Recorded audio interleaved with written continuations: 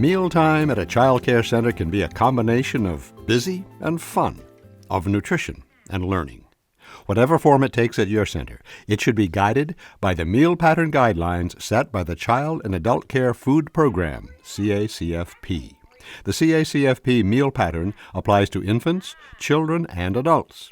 In this video, we will be discussing the child meal pattern. There are specified meal patterns for all of the child nutrition programs to make sure that the foods provided to any participants meet our goals of having balance and variety and help meet certain nutrition objectives. The CACFP meal pattern is what I consider a friend. It allows us to know exactly what we should be planning at each meal for our children. Sometimes that's to compensate for things that as Americans we typically don't get enough of, and also for things that we might get too much of. So the programs are an opportunity to kind of level that playing field and correct some of the gaps that we have as a population. The guidelines for the CACFP meal are consistent with the Dietary Guidelines for Americans, which are science-based recommendations made by the USDA and the U.S. Department of Health and Human Services. There are 5 food components as part of the CACFP meal pattern. The 5 components are milk, vegetables, fruits, grains, and meat and meal alternate. These components differ only slightly from the sections of MyPlate. In CACFP, fluid milk is the only item in what MyPlate labels the dairy group. The USDA considers high-protein dairy foods, such as yogurt and cheese, to fall into the protein group, which is referred to as meat alternates. This group also includes meat, eggs, nuts, dried beans and peas, and tofu. So something to keep in mind is the youngest kids, the ones participating in child care programs, they might not recognize quite a lot of the foods that you might put on your menu. And all is not lost there because you have an opportunity to do some education. And one of the things that we recommend is, if you can, use the MyPlate graphic. The MyPlate gives like a visualizing all the components, because kids sometimes don't recognize, because they're too little, they don't recognize which component goes in which section of MyPlate. There are 4 meals which may be reimbursable under the CACFP. They include breakfast, lunch, snack, and supper. Specific food components must be served in order to make each of these meals reimbursable. The breakfast meal pattern must consist of fluid milk, vegetables or fruits or both, and grains. A meat alternative may substitute for the entire grain component a maximum of 3 times per week. The lunch and supper meal pattern are the same and must include all 5 food components: fluid milk, vegetables, fruits, meat alternate, and grains. Also, a second vegetable can be substituted for the fruit during lunch and supper. The snack meal pattern must consist of 2 of the 5 components. The menu planner gets to decide which components will be used. There's no component that is required at snacks. Snacks may be served in the morning, afternoon, or evening. A child care agency can submit a claim for reimbursement for up to 2 snacks and 1 meal, or 2 meals and 1 snack per child each day. This can look a variety of different ways. For example, a center may choose to claim for breakfast, AM snack, lunch, breakfast, lunch, PM snack, AM snack, lunch, PM snack, AM snack, lunch, supper. Let's discuss each component in more detail. Milk. Infants are fed breast milk or formula. Then, beginning at age 1, children transition to full-fat or whole pasteurized cow's milk. Milk, which must be whole milk for anyone between the ages of 1 and 2, or skim, fat-free 1% milk for anyone over the age of 2. In Maryland, sugar-sweetened beverages are prohibited in child care facilities, so flavored milk is not allowable. Prior to the USDA meal pattern changes in 2017, Maryland actually initiated some restrictions in terms of sugar-sweetened beverages. So before the USDA pattern change, Maryland had already adjusted to having no flavored milk provided in child care centers, especially for children under 6. Some children or adults do not consume cow's milk.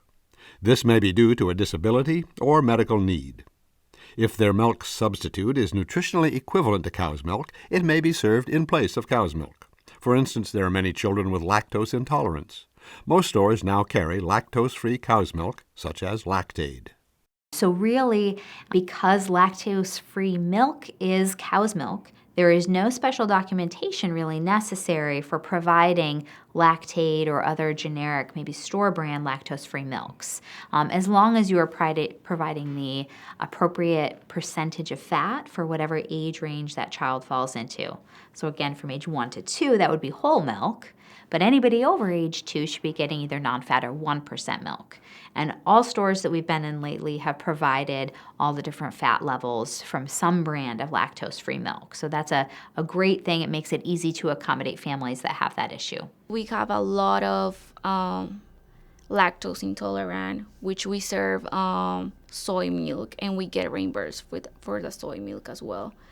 The USDA also considers certain brands of soy milk to be nutritionally equivalent to cow's milk. Remember, as long as the substitution is nutritionally equivalent to cow's milk, no documentation from the physician is needed, though it's recommended to have a written request from the parents in order to accommodate this sort of substitution. Also, the Women, Infant, and Children WIC approved milk list can be used in CACFP. If the child requires a milk alternative that does not meet the USDA's nutritionally equivalent criteria, a note from the physician must specifically request it. None of the following are nutritionally equivalent to cow's milk: rice milk, almond milk, coconut milk, or hemp milk, and would require a doctor's note. Providers are given the option to cover the cost of providing these substitutes, or parents and guardians are responsible for providing this milk equivalent component for the child. If the family's request is not related to a medical need but rather a lifestyle or cultural choice, the center can encourage the family to accept a nutritionally equivalent milk in order to continue to be able to fulfill the meal pattern. Ultimately, if the center and family cannot find a creditable milk alternative, the child's meals may not be eligible for reimbursement. Next on the list, meat and meat alternates. This includes beef, turkey, chicken, fish, peanut butter, yogurt, cheese, beans, and tofu. Some best practices include 1. Serving more lean meats, including chicken, fish, and beans, such as black beans, pinto beans, and eggs. And 2. Limit serving processed meats, such as hot dogs and lunch meat, to no more than 1 serving per week. It's also important in terms of protein to get variety because, again, different cuts of meat and different animal proteins might have different concentrations of nutrients. Then there are fruits. This includes fresh, frozen, canned, and dried fruits. Try to offer a variety throughout the week. For dried fruit, a 1/4 cup of dried fruit credits as 1/2 cup of fruit. Since dried fruit is dehydrated, it has less water and a greater concentration of nutrients than other forms of fruit. For example, the required portion of fruit for a 3 to 5-year-old at breakfast is 1/2 cup. If the menu called for raisins, the portion would be just 1/4 cup. Also, 100% fruit juice can substitute for your fruit servings up to 1 time per day. Vegetables.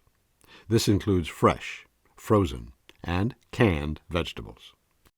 The variety of specific foods when you're talking about vegetables is important because different vegetables have different nutrient concentrations. So one of the goals that we have for both schools and for child care programs is ideally they're going to provide a variety of maybe dark green vegetables and vegetables that fall under the red-orange category and beans and legumes, because these things have some of the nutrients that we typically don't get enough of in the typical American diet.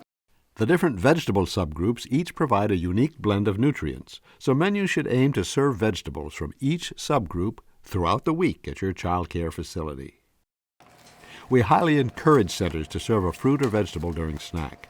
Since these food groups are underconsumed by kids overall, this is a great way to increase their intake of healthy foods. The final component of the CACFP meal pattern is grains. This includes bread, pasta, crackers, rice, hot and cold cereal. At least one of your meals or snacks claimed for reimbursement must use whole grain or a combination of whole grain-rich products to fulfill the grain component. When identifying whole grain-rich products, it's important to use MSDE's whole grain component fact sheet, which lists out the criteria for identifying whole grain-rich products. All grain-based desserts are not creditable in CACFP. These include cookies, brownies, donuts, cereal bars, breakfast bars, granola bars, sweet rolls, and toaster pastries. Sweet crackers, such as graham crackers and animal crackers, are still allowable. For grains, it's important to always look at the most current version of Exhibit A for determining portion sizes and creditable grains. This can be found in the Mars Resource Center. Also, look at the most recent version of the Crediting Handbook or utilize USDA resources, including Team Nutrition, and utilize the Maryland-authorized WIC food list. It is always important to remember not all popular kid items are creditable under CACFP. Water must be available throughout the day to the children as they request it. So if a child says, "I'm thirsty, may I please have some water?" then it would have to be available to them. The meal pattern for children has 4 different age groups: 1 to 2, 3 to 5, 6 to 12, and 13 to 18 for homeless shelters and at-risk after-school programs. Portion sizes differ across the age groups and during different meals served. For example, children 1 to 2 years of age must be served 1/2 cup of fluid milk for breakfast, lunch, and supper. And for children 3 to 5 years of age, you serve 3/4 cup of milk during these meals. Another example would be that if you are serving yogurt as your meat alternate for lunch or supper, your 1 to 2-year-olds must be served 1/2 cup, and 3 to 5 must be served 3/4 of a cup. Use the meal patterns or the MSDE menu template as a resource to ensure that the proper portion sizes are menued and served. Tips for ensuring proper portion sizes include using measuring spoons as serving utensils in the correct amount for each portion size. The person responsible for ordering or shopping for food should understand the portion differences to ensure they buy an adequate amount for each child to be served at least the minimum portion size. We recognize that it can be challenging to keep track of these age differences. For instance, multiple age groups which require different serving sizes may sit at the same table for the same meal. MSDE has separate weekly menu planners for infants, children, and adults. This weekly menu planner is helpful for participating agencies to plan their menus and make sure they serve all the right components and serving sizes for each age group. For breakfast, we are given a guide. We are given a guide for lunch and for snack. By having this guide, it allows us to simply fill in the blanks. Now let's test your knowledge about CACFP reimbursable meals. We are going to show you some sample plates, and you have 5 seconds to evaluate whether the meal or snack is reimbursable. If it's not, you will identify any missing components. Here is an example breakfast plate for a 4-year-old child.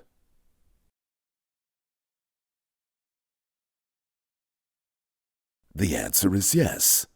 This meal is a complete reimbursable breakfast. The meal includes milk, pancakes as the grain, and strawberries for the fruit. Now, you try. Look at the breakfast plate.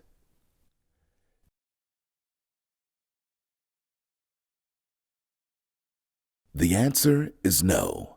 This is not a reimbursable meal. The yogurt is a meat alternate, and apple slices are the fruit. The meal is missing milk. Remember, a meat or meat alternate such as yogurt can substitute for your grain up to 3 times per week. Now let's test your knowledge about reimbursable snacks for 3 to 5-year-olds.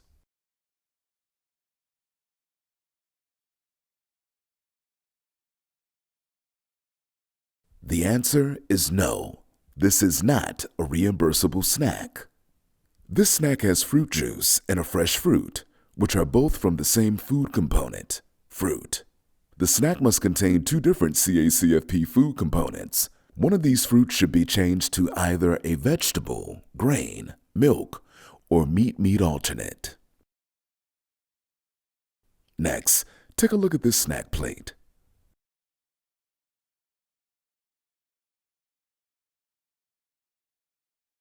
The answer is yes.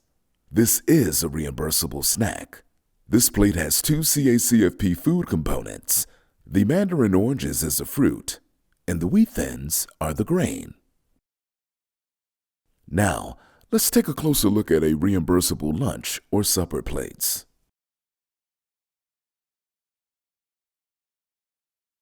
The answer is no. This is not a reimbursable lunch or supper meal. This plate has a milk, chicken nuggets as the meat, and 2 distinct servings of vegetables. The mixed peas and corn count as 1, and potatoes are the second. This meal is missing the grain component. Remember that you can serve a fruit and a vegetable, or 2 vegetables, but not 2 fruits. The breading on the chicken nuggets is too little to count as the grain requirement. An additional grain would need to be added to this plate, such as rice or bread. Let's move on to the next plate. The answer is yes. This is a reimbursable lunch or supper meal. This plate has milk, watermelon for fruit. The stir fry provides enough to meet both the meat and vegetable servings, and then rice is the grain. Since you have mastered identifying reimbursable meals, let's move on to another requirement in CACFP: sugar limits. The CACFP meal pattern recognizes that too much sugar in the diet can pose health problems. As Americans, we are over-consuming sugar, mostly added sugars. That excess sugar intake tracks along with higher rates of heart disease, and also with obesity, hypertension, and diabetes too. As a result of these concerns, there are specific sugar requirements for yogurt and cereal. We are going to have some limits imposed in yogurts, which are kind of notoriously creeping up in their sugar content. We'll be monitoring sugar intake, and honestly, it's not an oppressive level of sugar that will be the cutoff. It still includes a wide variety of brands and flavors, so there's still plenty of options, and great tools from the USDA, little cheat sheets, so you don't have to do any math to figure out the limit. Yogurt must contain no more than 23 grams of sugar per 6 ounces. This chart, created by USDA, allows you to evaluate yogurts based on the serving size noted on the nutrition fact panel in ounces or grams, and then determine whether the sugar in the yogurt is within the required limits. If the sugar content is too high, the yogurt is not creditable and must not be served. For example, this yogurt serving size is 1 container, which equals 150 grams, and there are 16 grams of sugar. Now look at the USDA sugar in yogurt chart. Find the serving size in grams of the yogurt, which is in column 2. This yogurt serving size is 150 grams. Look to the right-hand column, which shows that sugars should not be more than 20 grams. Since this yogurt has 16 grams of sugar, this yogurt would be creditable and may be served in your CACFP meals or snacks. And the other item that we're monitoring sugar will be for breakfast cereal. So breakfast cereal sugar limits have been in place for quite a while under the WIC program, which is also a USDA child nutrition program. And so fortunately, the USDA has decided to make the requirements for childcare consistent with the WIC requirements. Breakfast cereal served to infants, children, and adults must contain no more than 6 grams of sugar per dry ounce. To see whether or not a cereal meets the sugar limits, You need to look at the Nutrition Fact Panel, and you can use USDA's Sugar Limits in Cereal chart. For example, this Nutritional Fact Panel has 2 grams of sugar, and the serving size is 27 grams. Now, looking at the chart, find the serving size of your product within the noted ranges. Look to the right, and you will see that there can be no more than 6 grams of sugar for the serving size range, 26 to 30 grams. This product meets the sugar limits, and it would be a creditable cereal to serve in your CACFP meals or snacks. With so many different rules and guidelines, it is helpful for multiple people on staff to understand the meal patterns and their role regarding portions and/or point-of-service documentation. If your agency has multiple sites, CACFP staff training is required. For single child care sites, it is a recommended practice. Once a year, we have retreat week. That's what we call in Central United. It's 1 week. We close the center. That's the only time we close the center during the year. And we have trainings for teachers and staff, which we include the CACFP. We explain them why we serve them these meals and these components. I really do like the meal pattern. It's easy for me to use. It allows us to simply fill in the blanks. Now let's summarize. Participants in CACFP can be reimbursed for breakfast, lunch, snacks, or supper. An agency can claim up to 2 snacks and a meal or 2 meals and a snack. For breakfast, a provider must serve milk, fruit or vegetable or both, and grain. A meat alternate may substitute for the grain up to 3 times per week. For lunch or supper, a provider must serve each of the following: milk, meat alternate, fruit, vegetable, and grain. For AM/PM snack, a provider must serve any 2 of the 5 food components. Finally, remember, a whole grain or whole grain-rich product must be served at least 1 time per day in a meal or snack. To learn more about whole grains and the requirements for whole grain-rich products, please review MSDE's Whole Grain Fact Sheet. Thank you for taking the time to learn more about the CACFP meal pattern. We wish you the best as you plan menus and meals that meet the CACFP meal pattern requirements.